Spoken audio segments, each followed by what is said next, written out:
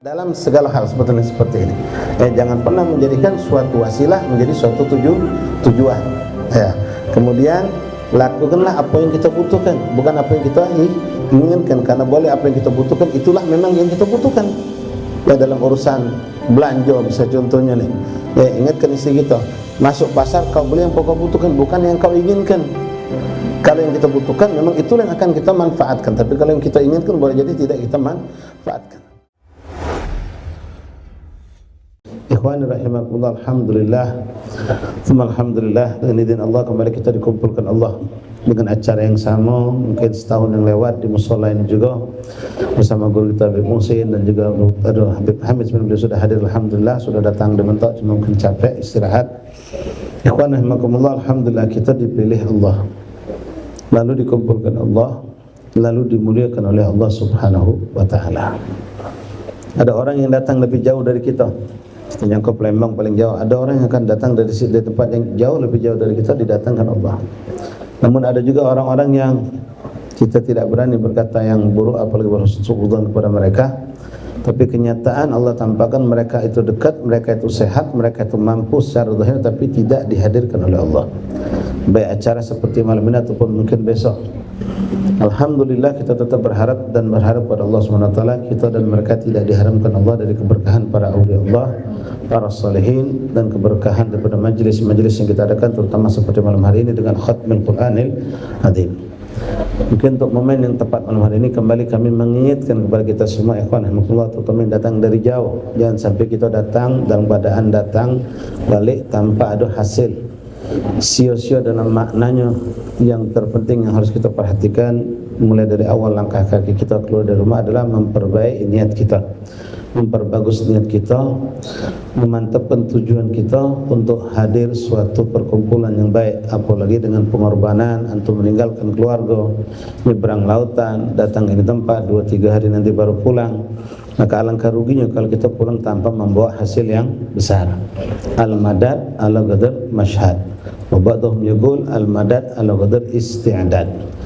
Pemberian Allah Subhanahu wa taala akan Allah berikan kepada kita makmano dengan persiapan diri kita untuk menerima pemberian Allah Subhanahu wa taala. Kalau kita siapkan wadah yang kecil, maka yang kita dapatkan sedikit. Kalau siapkan wadah yang besar, fa insyaallah kita bawa juga banyak. Semakin luas masyhad pandangan kita dengan suatu acara atau suatu tempat atau dengan orang-orang yang hadir di sini tempat, maka akan banyak yang kita dapatkan. Seperti yang kita duduk di mushola ini, mushola yang penuh berkah, kam wa kam minal akhyar, kam wa kam minal salihin. Berapa banyak orang-orang saleh dan orang pilihan Allah yang telah masuk ke ini mushola. Ini mushola umurnya lebih dari 150 tahunan. Ya, dibangun oleh orang-orang yang soleh dengan duit yang halal yang berkah, lalu mereka makmurkan dengan ibadah dan taat. Lalu dengan izin Allah hari ini kita masuk ke tempat ini. Maka tempat ini akan memberikan kita begitu banyak madad pemberian dari Allah Subhanahu wa taala. Bahkan salaf kita mengajarkan ketika melihat tempat-tempat yang telah ada dari zaman dulu itu, kau bisa ngambil madad kata mereka, kita bisa ngambil keberkahan sirah seorang-orang dulu itu dengan apa yang masih tersisa. Al-awliya tu fi asraruhum bagi. Mereka para awliya sudah meninggal tapi sirah mereka masih tersisa. Ketika kita ziarah ke Nabi Allah Hud alaihi salam di Wadi Nabi Allah Wadi Ahqab di Hadramaut, itu ucapan salaf memerintahkan kau pandang itu gunung-gunung yang ada di sekitar gabur Nabi Allah Hud. Kenapa? Karena sebelum kau telah ribuan awliya Allah pernah memandang itu gunung. Semoga dengan pandangan engkau kepada gunung-gunung yang pernah dipandang awliya, engkau akan disambungkan oleh Allah kepada mereka. Nah kita juga mushola ini, ya, jendelanya, pintunya, mihrabnya, tangganya, segala macam. Pintu yang kita lewati sama-sama masuk, ada pintu lain mushola ini. Sikap itulah berapa puluh, berapa ratus, bahkan berapa ribu orang soleh yang pernah masuk ke tempat orang-orang mukhlisin abidillah ta'ala. Alhamdulillah kita dimasukkan juga. Kita berharap mudah-mudahan sebagaimana dulu orang-orang soleh masuk ke tempat dengan tujuan karena Allah, kita juga dimasukkan di tempat dengan tujuan karena Allah Subhanahu wa ta'ala. Ikhwani rahimakumullah, bidakumullah, faqakumullah. Satu hal yang perlu kami angkat di sini, mengingatkan kepada kita semua, baik zairin ataupun mungkin juga minta maaf panitia barangkali, karena kami ini juga selalu jadi zahir, selalu hadir majelis, alhamdulillah juga kadang jadi panitia acara. Kita ini dalam perjalanan kita menghadiri majelis, satu majelis, bahkan majelis yang rutin sekalipun, itu ada tujuan. Lana maqasid wa lana wasail. kita punya maksud, kita punya tujuan, dan kita punya suatu perantara yang menyampaikan kita kepada tujuan.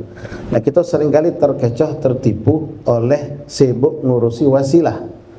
Wasilah yang kita sibukkan, tujuan sampai kita lupa. Contoh ikhwan yang nak datang ke Mentok, tujuannya ke Mentok hadir ziarah. Adapun yang bisa menyampaikan antum ke ini tempat banyak. Naik pesawat bisa, naik jet fuel bisa, naik kapal feri bisa.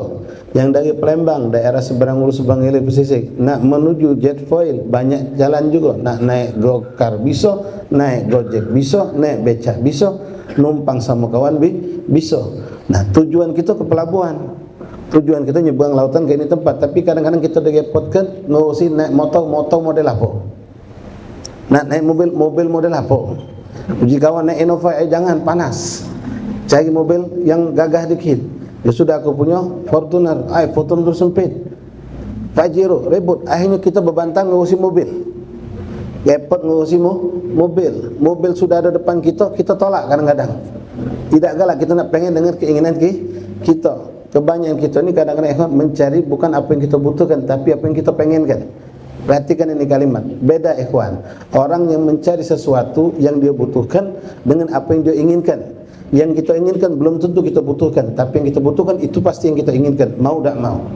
Seperti orang belanja juga, bawa duit, kadang-kadang habis dibelikan dengan apa yang dia pengenkan, sementara yang dia butuhkan tidak sempat dia beli. Nah, keadaan ini bisa terjadi pada diri kita yang hadir majelis seperti ini. Ya, tujuan kita adalah tujuan, wasilah adalah wasilah. Jangan pernah kau jadikan wasilah adalah tujuan. Kadang-kadang kita ngadakan acara, misalnya maulid nih, kita di Palembang sering ngadakan. Makanan itu suatu wasilah. Kadang-kadang kita ribut panitia ngurusi makan nasi uduk apa nasi minyak. Bebantah. Sampai kan tidak selesai satu jalsa, dua jalsa, hanya di voting sampai. Ya sudah nasi minyak, belum selesai nasi minyak, ngupas sama siapa? Jadi ribut lagi. Ngomong sama Bibi Alun sama Bibi Ija, repot. Bebantalah, sudah selesai voting Bibi Ija, merepot lagi. Nak kambing apa nak ayam?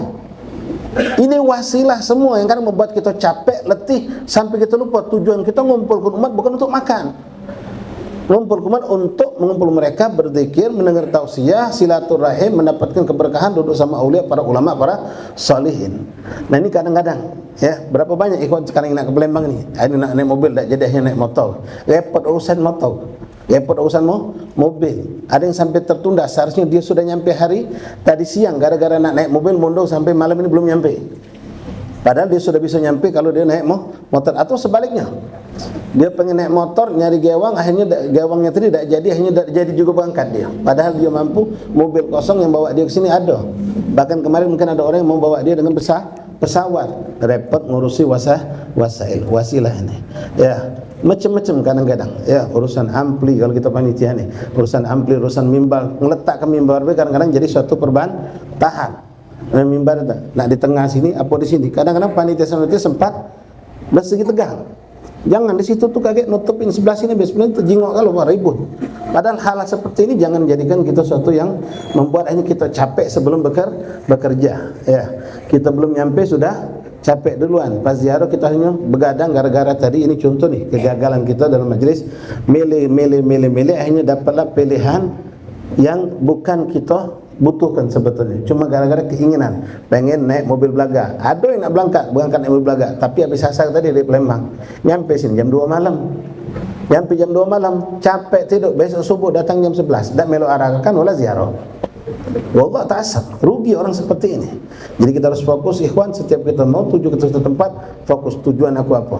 Wasilah boleh ente pilih yang terbaik, jangan sampai wasilah itu membuat kita akhirnya repot ngurusi wasilah, justru kita akhirnya tidak dapat maksud dan tujuan kita. Jangan pernah jadikan wasilah adalah tujuan. Rugi, hancur, berantakan gawe kita. Ya, tujuan kita ke sini adalah ziarah, hadir, hal, ngambil berkah aulia, berkah salihin, ikut mensyiarkan apa yang ada di sini. Ini ikhwan yang dari Palembang. Jangan gara-gara cuma urusan agak besok nak makan apa, malam ini makan apa. Ya, jadikan suatu yang membuat kita pikiran terkuras, tenaga terkuras, berangkat naik apa, jadi suatu yang membuat kita naik apapun bismillah, penting anaknya dengan selamat. Nah, kalau orang yang suka terlalu fokus dengan wasilah sampai akhirnya jadinya wasilah itu tanpa dia sadari menjadi tujuan. sampai dia lupa dewek dengan tujuan, akhirnya tujuan tuh bahkan kadang-kadang lepas. Yang anda gambarkan seperti yang tadi, urusan ngurusi naik mobil apa, naik gojek apa, naik motor, ini kejadian. Orang nak pergi hal di 16 dulu, dia nunggu kawannya yang pakai mobil, nak nunggu mobil itu nian, kebetulan mobil baru kawan tadi tu.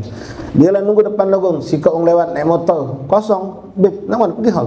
Iya laju, anak lagi nunggu kawan. Padahal motor si kau lewat, 2 lewat, 3 lewat, ada juga mobil kosong lewat juga. Dia nak mobil itu tu lah. Nak nunggu mobil kawannya tadi lah. Padahal sudah ada orang ramai ngajar. Sampai tunggu yang kawan tadi itu ketiduran di rumah. Bangunnya 11. Pas lewat singkat cerita sampai di hall, Rabbana taqabbal minna, selesai. Nak masuk bingung, tak lama turun mobil tengok uang kita selesai baru datang. Akhirnya tak turun mobil, muter balik. Gara-gara itu tadi. Ya. Ini penting ikhwan rahimakumullah dalam segala hal seperti ini. Jangan pernah menjadikan suatu wasilah menjadi suatu tujuan. Ya. Kemudian lakukanlah apa yang kita butuhkan, bukan apa yang kita inginkan. Karena boleh apa yang kita butuhkan itulah memang yang kita butuhkan. Ya, dalam urusan belanja misalnya contohnya nih. Ya, ingatkan istri kita, masuk pasar kau beli yang kau butuhkan, bukan yang kau inginkan. Kalau yang kita butuhkan memang itulah yang akan kita manfaatkan. Tapi kalau yang kita inginkan boleh jadi tidak kita manfaatkan. Kemudian nasihat buat kita kalau antum yang dalam perjalanan ini terutama, ya.